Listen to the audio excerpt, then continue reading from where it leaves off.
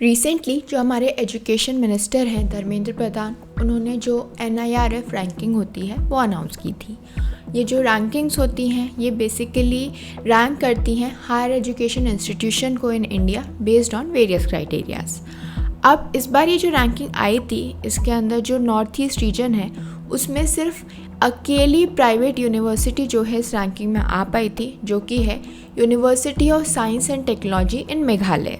तो north east region के लिए वहाँ की जो प्राइवेट यूनिवर्सिटीज़ हैं उनके लिए ये बहुत बड़ी बात थी कि उनकी एक यूनिवर्सिटी जो है इस रैंकिंग में आ पाई।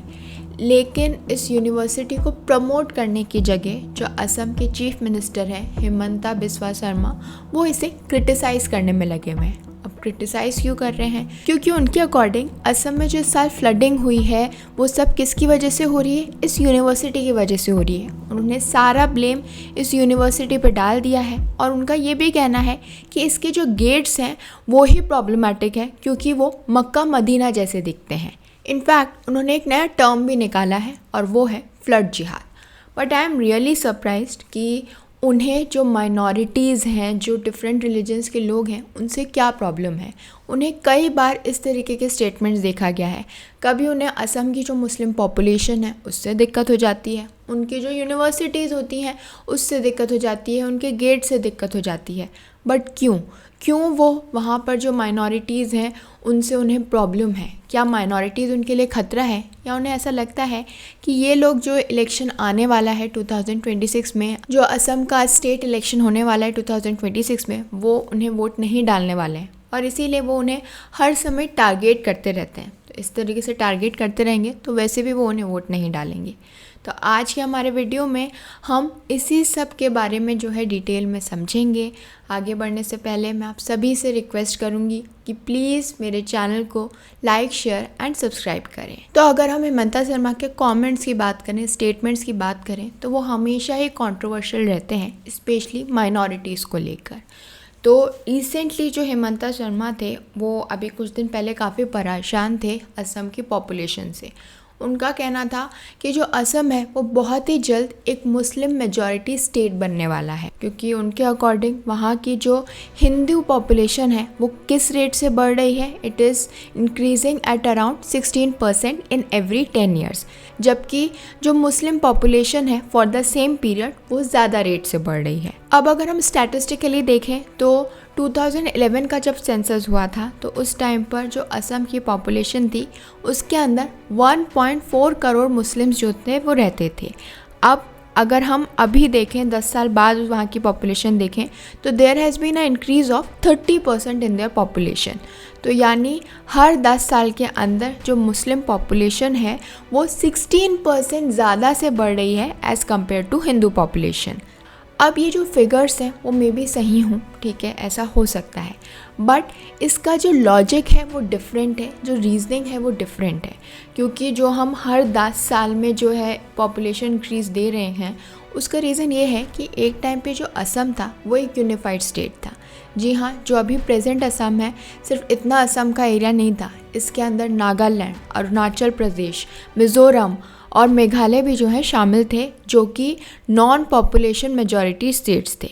तो क्या हुआ? ऑब्वियसली जो नॉन मुस्लिम पॉपुलेशन थी वो इन स्टेट्स के अंदर चली गई, क्योंकि वो पहले से ही इस तरीके से रहते थे, यही डेमोग्राफिक्स था। तो अब जो मुस्लिम पॉपुलेशन थी वो असम के अंदर रह गई और वो वहीं पर रहने लग गई। बट मुझे तो ये समझ नहीं आता कि अगर असम एक मुस्लिम मेजॉरिटी स्टेट बन भी जाता है तो उससे क्या प्रॉब्लम है? क्या कहीं इंडिया के कॉन्स्टिट्यूशन में ये लिखा है कि जो स्टेट्स हैं वो रिलीजन के बेसिस पर डिवाइड हैं, कि भाई ये हिंदू मेजॉरिटी स्टेट है, ये क्रिश्चियन मेजॉरिटी स्टेट है और ये मुस्लिम मेजॉरिटी स्टेट है? नहीं, हमारा प्रीएम्बल तो ये कहता है कि इंडिया एक सेक्युलर कंट्री है जहाँ पे सभी धर्मों के लोगों को जो है इक्वल माना गया है, सभी धर्मों को इक्वल माना गया है, सबको इक्वली जो है रिस्पेक्ट दी जाती है। तो ये स्टेटमेंट देना कि नहीं ये मुस्लिम मेजॉरिटी स्टेट बनने वाला है, तो इसमें कोई ख़तरे की बात है क्या? कोई टेररिस्ट अटैक होने वाला है या कोई फॉरेन कंट्री आके हम पे कब्ज़ा करने वाली है? नहीं, इसमें से कुछ भी नहीं होने वाला है। वहाँ की जनता है जो वहीं रह रही है, अब वो वहाँ पे जो रिलीजन के लोग ज़्यादा रह गए हैं उन्हीं की पॉपुलेशन बढ़ रही है। तो ये कोई एक टेंशन की बात तो है नहीं, बल्कि इट इज़ डिसहार्टनिंग टू सी कि एक स्टेट का चीफ मिनिस्टर अपनी ही सिटीजन्स के लिए जो है ऐसी बातें बोल रहा है। भले उनका जो लॉजिक है वो ये है कि जो असम की पॉपुलेशन है उसको कंट्रोल करना चाहते हैं, उसे हमें कंट्रोल करना होगा ताकि स्टेट और ज़्यादा प्रोग्रेस कर सके। बट इन रिलीजियस लाइन पे कंट्रोल करना जो है वो सही नहीं है। अगर हम डेवलपमेंट लाइंस पे जो है कंट्रोल करें कि हाँ कम बच्चे होंगे तो वो जो फैमिली है वो ज़्यादा अच्छे से रह पाएगी, उन्हें अच्छे से एजुकेट कर पाएगी, तो आप ये रीज़न समझाइए, ना कि ये रीज़न कि जो मुस्लिम्स हैं उनकी पॉपुलेशन बढ़ रही है। क्योंकि इस तरीके के स्टेटमेंट्स देकर हम अपने ही लोगों को जो है डिवाइड कर रहे हैं on the lines of religion. अब अगर हम उनकी लेटेस्ट स्टेटमेंट की बात करें जो उन्होंने दिया था एक प्राइवेट यूनिवर्सिटी के लिए, तो असम में इस साल बहुत फ्लडिंग हुई है, ये तो हम जानते ही हैं। लेकिन इस साल ही नहीं, असम में हर साल जो है फ्लड्स देखने को मिलते हैं, वहाँ के लोग जो हैं फ्लड से परेशान रहते हैं। बट इस बार जो हेमंता शर्मा है उनका कहना है कि ये जो मेघालय में प्राइवेट यूनिवर्सिटी है ये रिस्पॉन्सिबल है फॉर फ्लडिंग इन गुवाहाटी। बल्कि उनका ये भी कहना है कि इस यूनिवर्सिटी के जो गेट्स हैं वो 3 डोम्स की तरह हैं जो कि मक्का मदीना में दिखते हैं, और उन्होंने ब्लेम किया है कि इस तरीके के जो इंस्टीट्यूशंस हैं वो डिस्ट्रॉय कर रहे हैं एजुकेशन सिस्टम को। अब मैं बता दूं, ये जिस प्राइवेट यूनिवर्सिटी की बात हो रही है रिसेंटली उसे NIRF रैंकिंग में शामिल किया गया था, और ये नॉर्थ ईस्ट रीजन की अकेली प्राइवेट यूनिवर्सिटी थी जिसे ये रैंकिंग मिली थी। The name of the university is University of Science and Technology Meghalaya, जो कि मेघालय के रीभोई डिस्ट्रिक्ट के अंदर है, which is just across Assam's border. तो अभी रिसेंटली क्या हुआ है, काफ़ी वाटर लॉगिंग देखने को मिली इन सेवरल प्लेसेस लाइक जोराबाद, जो कि यूनिवर्सिटी के पास थे।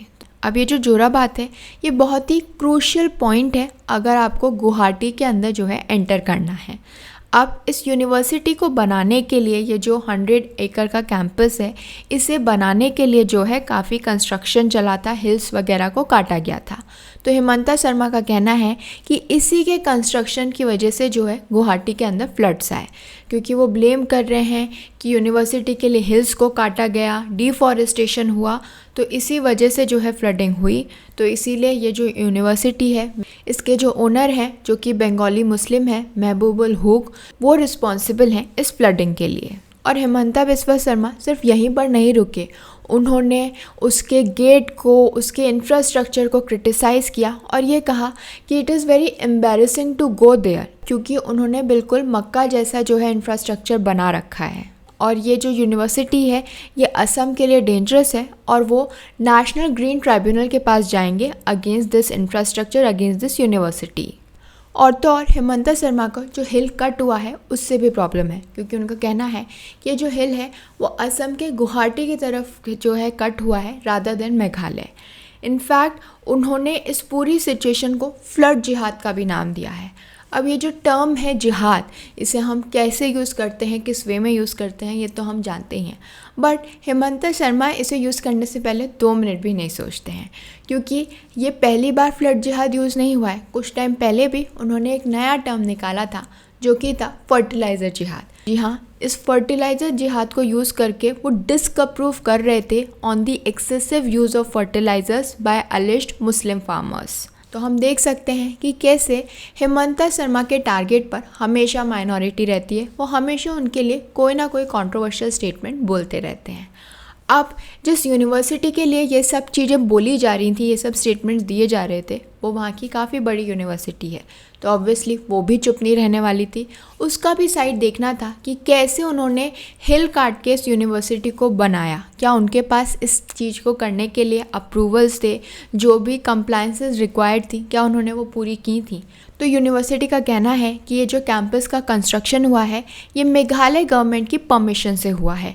ये जो यूनिवर्सिटी है ये NAC A accredited यूनिवर्सिटी है and it is a recognized green campus, जो कि प्रायोरिटी होता है ऑफ NAC। इनफैक्ट उनका ये भी कहना था कि ये जो कैंपस का एरिया है ये it was a really small part of the Baridua area till Jorabad, और जो भी एफॉरेस्टेशन इस यूनिवर्सिटी के बनने से हुआ था उन्होंने उसे कवर किया है बाय प्लांटिंग दी ट्रीज। उन्होंने जो भी प्लांट्स काटे थे उसकी जगह उन्होंने और ट्रीज़ को प्लांट किया है। तो इसीलिए यूनिवर्सिटी का कहना है that it has 5 large natural reservoirs जहाँ पर जो वाटर है वो स्टोर होता है। तो वी कैन सी कि ऐसे ही कोई यूनिवर्सिटी तो बन नहीं जाएगी बिना परमिशन के। उन्होंने पूरी परमिशन ली थी, जो भी रिक्वायरमेंट्स हैं नैक के वो कंप्लीट करते हैं।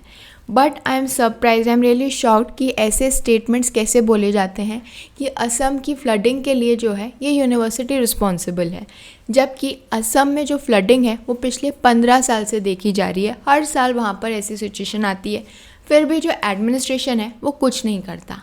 ये क्यों होता है, इसके लिए कौन रिस्पॉन्सिबल है, क्या रीज़न्स हैं असम की फ्लडिंग के लिए, उसके बारे में अगर आप डिटेल में समझना चाहते हैं तो मेरा प्रीवियस वीडियो देख सकते हैं जिसमें मैंने डिटेल में समझाया है कि ये क्यों होती है, इसके क्या रीज़न्स हैं और क्या सॉल्यूशंस हैं। उसमें कहीं पर भी ये यूनिवर्सिटी जो है वो फिट नहीं होती। तो उसके बारे में डिटेल में आप मेरे प्रीवियस वीडियो में समझ सकते हैं, लिंक आपको स्क्रीन पे दिख रहा होगा। So now it is clear कि जो हिमंता है he is not concerned about the flooding और the people living in these region. वो बस जो है जो नॉन हिंदू ग्रुप्स हैं असम के अंदर उन्हें टारगेट करना चाहते हैं। और ये जो टारगेटिंग वो करते हैं उसका रीज़न शायद इलेक्शंस हैं, क्योंकि 2026 में असम में इलेक्शंस होने वाले हैं और उन्हें लगता है कि जो ये माइनॉरिटी है वो उन्हें वोट नहीं डालेगी, इसलिए वो उन्हें टारगेट करते हैं ताकि जो वहाँ की दूसरी पॉपुलेशन है उनकी नज़रों में वो अच्छे बने रहें। बट क्या ये सही है, इस तरीके के स्टेटमेंट सही है? क्योंकि इस तरीके के स्टेटमेंट से हम वहाँ के लोगों को जो है आपस में डिवाइड कर रहे हैं और टाइम टू टाइम ऐसे स्टेटमेंट्स देना ये भी बिल्कुल सही नहीं है। और ये वही हिमंता शर्मा है जो एक टाइम पर कांग्रेस के साथ थे और उनके साथ जो है माइनॉरिटीज़ के फेवर में बोलते थे, उसी बेसिस पे वोट्स भी लेते थे। और अब अचानक से उनका जो टोन है वो पूरी तरीके से चेंज हो गया है, जिसका एक ही रीज़न है और वो है इलेक्शंस, ताकि उन्हें ज़्यादा से ज़्यादा वोट मिल सके। सो आपका इसके बारे में क्या सोचना है, इन स्टेटमेंट्स के बारे में क्या सोचना है? क्या आपको भी लगता है कि ये जो यूनिवर्सिटी है ये फ्लडिंग के लिए रिस्पॉन्सिबल है? तो अपने व्यूज़ मेरे साथ कमेंट बॉक्स में शेयर करें और ऐसी और भी इंफॉर्मेशन के लिए, एनालिसिस के लिए मेरे चैनल को लाइक, शेयर एंड सब्सक्राइब करें। Thank you.